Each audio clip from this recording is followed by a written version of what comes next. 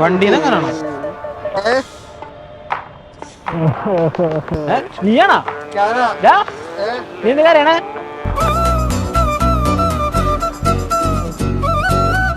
വായ നോക്കണ്ട കാര്യം പോയടാ.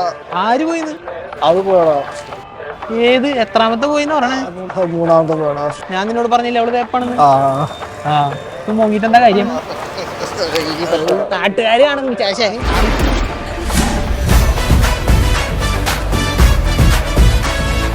സാറല്ലേ? സാറാ? അയ്യോ ഈ പുള്ളിയാ. എടാ നിങ്ങളെന്താടാ ഇവിടെ?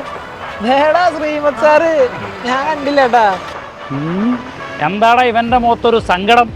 അത് ചെക്കന് ചെറിയൊരു തേപ്പ് കിട്ടി. കിട്ടിയോ? Congratulation, very good. കൺഗ്രാചുലേഷൻസ്.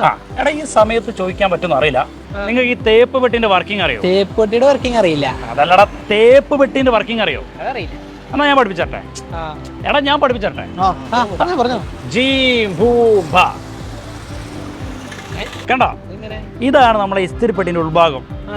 മക്കളെ ഇതിന്റെ ഉള്ളിൽ ഒരു കോയിലുണ്ട്. കോഴിയോ? സാറേ തേപ്പിട്ടി കൊണ്ട് മുഖത്തോക്കി കോഴിന്ന് വിളിക്കില്ലേ? എടാ കോയിലടാ, കോയിൽ, ഹീറ്റിംഗ് കോയിൽ. ഈ ഹീറ്റിംഗ് കോയിലാണ് നമ്മൾ ഇതിലേക്ക് കറണ്ട് കൊടുത്തു കഴിഞ്ഞാൽ അതിനെ ഹീറ്റ് എനർജി അല്ലെങ്കിൽ താപോർജാക്കി മാറ്റുന്നത്. ഈ ഹീറ്റിംഗ് കോയിൽ എന്തുകൊണ്ടാണ് ഉണ്ടാക്കിയെന്നറിയോ? സ്വർണം കൊണ്ടാണോ? ചെമ്പ് കൊണ്ടാണോ? അല്ല, പിന്നെന്തുകൊണ്ടാണ് ഉണ്ടാക്കിയത്? അറിയില്ലല്ലോ. നിക്രോം കൊണ്ടാണ്.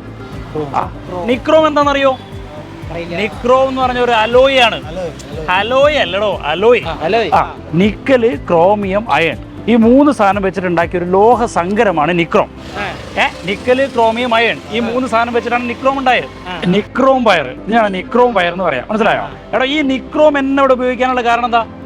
ഇവിടെ സ്വർണ്ണം ഉപയോഗിച്ചാലും ചെമ്പ് ഉപയോഗിച്ചാലും നിക്രോം എന്നെ ഉപയോഗിച്ചു. എന്തുകൊണ്ടാ? എടാ നിക്രോമിന് 3 പ്രത്യേകത ഉണ്ട്. അതിൽ ഒന്നാമത്തെ പ്രത്യേകതയാണ് ഹൈ റെസിസ്റ്റിവിറ്റി. എടാ നീ മലയാളം മീഡിയം. എടാ ഹൈ റെസിസ്റ്റിവിറ്റി എന്ന് പറഞ്ഞാൽ ഉയർന്ന റെസിസ്റ്റിവിറ്റി. ഇനി high melting point. High melting point എന്ന് പറഞ്ഞാൽ ഉയർന്ന ദ്രവണാങ്കം.